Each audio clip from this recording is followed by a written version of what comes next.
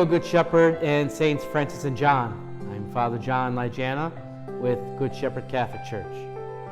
This week, we prepare with the Gospel message for the 29th Sunday of Ordinary Time. It is a reading from the Gospel of Luke. Jesus told his disciples a parable about the necessity for them to pray, always without becoming weary.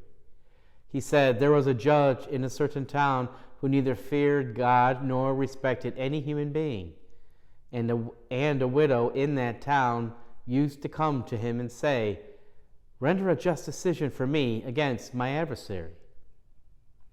For a long time the judge was unwilling, but eventually he thought, 'While it is true that I neither fear God nor respect any human being, because this widow keeps bothering me, I should deliver a just decision for her, lest she finally come and strike me.'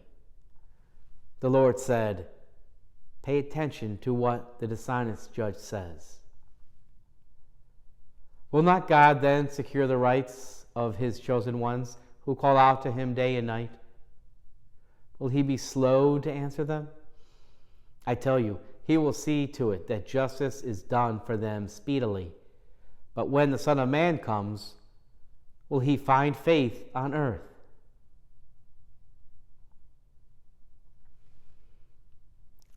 Life is hard. Spiritual life is a war. For most of us, God gives us gifts to help us proceed through our lives, more or less securely and with hope. Spiritually, our lives are under constant attack. We cannot let our guard down seemingly at any time, because if we do, we are threatened by temptation to sin or, out of convenience, forego opportunities to help a brother or sister in need. Our spiritual life is so inextricably linked to all aspects of us that it has effects.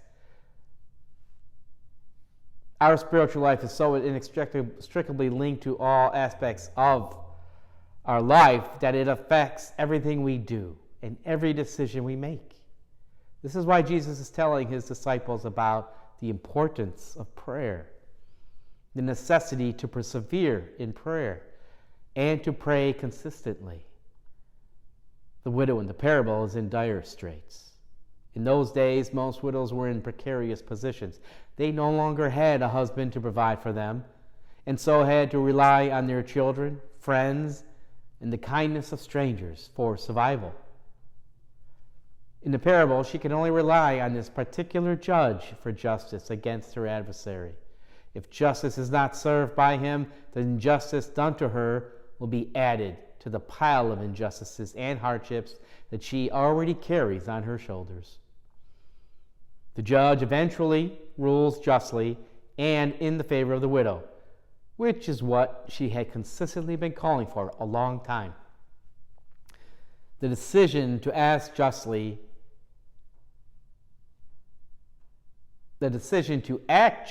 comes quickly, as Jesus says in the Gospel. However, there is a long delay on the part of the judge before he decides to make a decision. We see this today in our judicial system. Complaints are filled out and submitted for a decision, but it may take months before they are heard. Once the trial begins and the evidence is presented, a decision comes quickly. In the end, regardless of the character of the judge, justice is served. We do not have to hope that the judge is a God-fearing righteous man to get a just verdict. The justice system we have created is designed to mete out a just decision regardless of the character of the judge, provided the judge obeys the law. Of course, the system cannot be perfect, and injustices do occur, as we are all aware. This is because the system cannot be perfect. It was created by people, and all people are flawed. The best we can do is to continue to seek out flaws in the system and find ways to eliminate them, so our judicial system will become more just. Consistent prayer brings God into our lives and therefore into our society.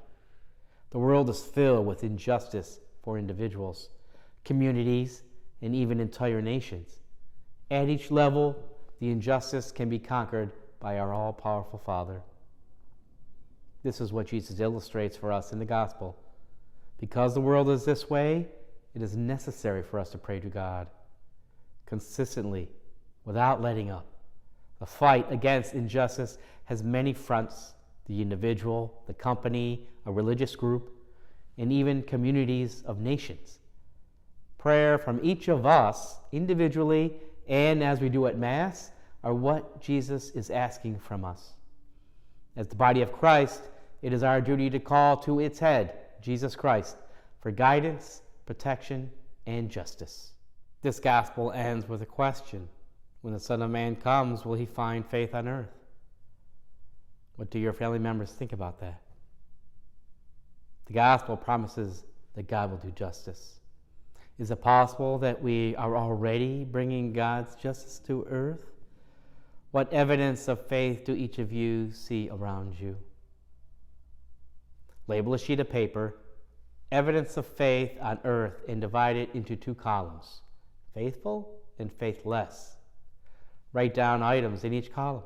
Evidences of faith might be personal, like prayer or attending Mass, but they could also be social, like the work of Catholic charities. Evidence of faithlessness could range from personal failings to social evils, like crime, wars, and destruction of the environment. Decide on one of the items that show a lack of faith and commit as a family to do something about it. For instance, destruction of the environment. How many disposable bottles of water does your family use in each week in your home, at school, meetings, or at work? Is your family diligent about recycling disposable plastic water bottles? Maybe a good alternative would be to use sturdy and washable water bottles that can be refilled and used for years. Make your actions and the way your family lives as expression of faith and praise in our world. God bless, and see you at Mass.